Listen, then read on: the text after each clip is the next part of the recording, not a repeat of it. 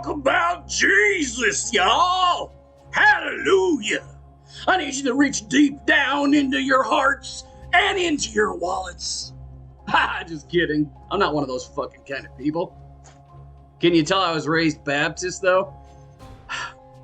You're gonna like this one. This is funny. So last weekend, I was just relaxing, sitting around in my boxers, writing another existential horror book, as one does, when I got a knock at the door. So I throw on a shirt and shorts and answer the door.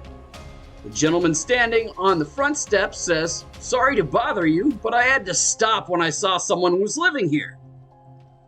Because his car was out front, or because my car was out front, he's like, "Oh, somebody lives here."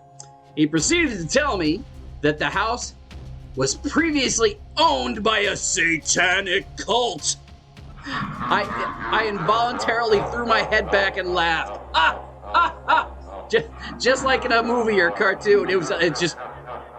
I couldn't help it and just laughed at him. He said he was serious, and he had heard that the place had been abandoned. So he drove up from Central Phoenix to check it out. He actually took time out of his Saturday afternoon to drive half an hour looking for Satanists.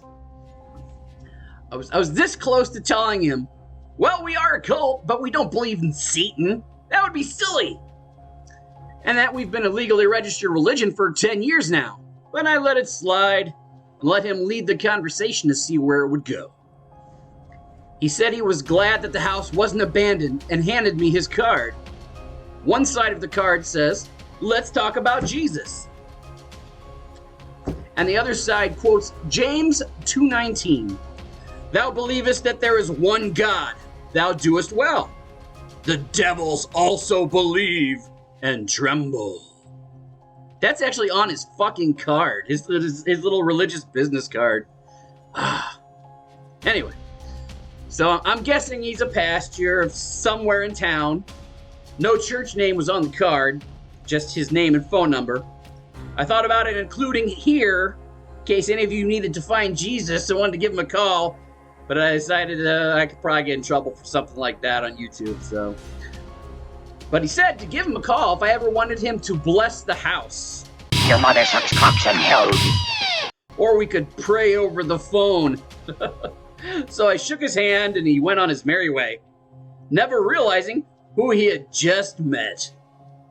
Maybe he thought I was just some hippie because it was a tie-dye shirt I put on to answer the door. He should have looked closer and noticed that it was my tentacled skull First United Church of Cthulhu shirt. Maybe I should have shown him the giant Necronomicon sigil right behind the front door that he was standing 5 feet away from. And synchronistically, that same night, I started randomly watching a YouTube video from Red Letter Media, and they were watching a VHS police training tape called Law Enforcement Guide to Satanic Cults.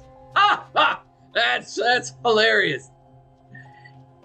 Hey, it was just an all-around devilish day.